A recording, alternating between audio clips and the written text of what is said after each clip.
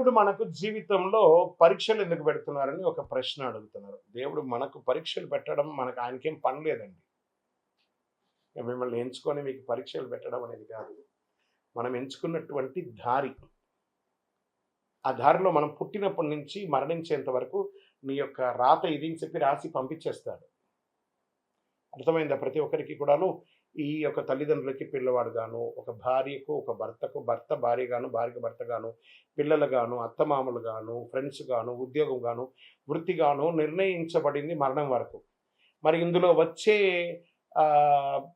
పరీక్షలు అంటారు చూసారా? భగవంతుడు దీన్ని కొంచెం ఫర్నిష్‌గా చెప్పుకుంటే చెరిష్ ద గిఫ్టర్, అబ్యూస్ ద గిఫ్టర్ అని అంటారనమాట. భగవంతుడు మనకు ఒక అద్భుతమైనటువంటి గిఫ్ట్ ఈ శరీరాన్ని ఇచ్చాడు. దేహో దేవాలయ అని చెప్పేసి ఒక జీవితాన్ని మానవ జన్మనిచ్చాడు. ఇందులో మనం చక్కగా పరోపకారార్థి ఇదం శరీరం అనుకుంటూ మనం చేయాల్సిన కార్యక్రమాలు చేసుకుంటూ ఇతరులను చేసుకుంటూ పోతే అన్ని రకాలుగా ఉంటుంది. ఎప్పుడైతే మనలో స్వార్థం అది వస్తుందో, ఆశ అవన్నీ పెరుగుతుందో అప్పుడు దారి తప్పుతూ ఉంటాం. ఆ దారి తప్పినప్పుడు అవసరాలు పెరుగుతాయి. ఆ అవసరాలకు తగ్గట్టుగా అవకాశాలు ఉండవు. దానికి అప్పులు చేయడము, లేకపోతే ఇతరులను ఏమార్చడము, సమాజంలో ఇబ్బంది పెట్టడము. దాన్ని మనం ఏం చేస్తాం? భగవంతుడు నాకే ఇన్ని కష్టాలు ఇస్తావా అని భగవంతుడిని బ్లేమ్ చేయడం. ఆయనకేమైనా పనా? మీరు పుట్టినప్పటి నుంచి మీరు మరణించేంత వరకు ఒక్క క్షణం కూడా ఆగకుండా గుండె కొట్టుకుంటూ ఉంటుంది. అప్పుడు మీకు పరీక్ష పెడుతున్నాడా భగవంతుడు? అనుగ్రహం ఇస్తున్నాడా?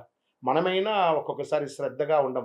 అలా పడుకుంటాం, ఇలా లేస్తాం. మీరు పడుకున్నా, లేసినా, తిన్నా, ఏమేమి వేషాలు వేసినా వాటన్నిటినీ సగిస్తూ, భావిస్తూ మీ హృదయంలో lub dub lub dub lub dub lub డబ్‌ను కొట్టుకుంటూ ఆ ప్రాణవాయువుని ఇచ్చే భగవంతుడికి కృతజ్ఞత చెప్పండి. కానీ భగవంతుడు ఇబ్బంది పెట్టడు. భగవంతుడు అనుగ్రహప్రదాయుడు. మీ ఆశలు, మీ అలవాట్లను అదుపులో పెట్టుకుంటే జీవితమంతా సుఖ సంతోషాలతో ఉంటారు. విజయోస్తు.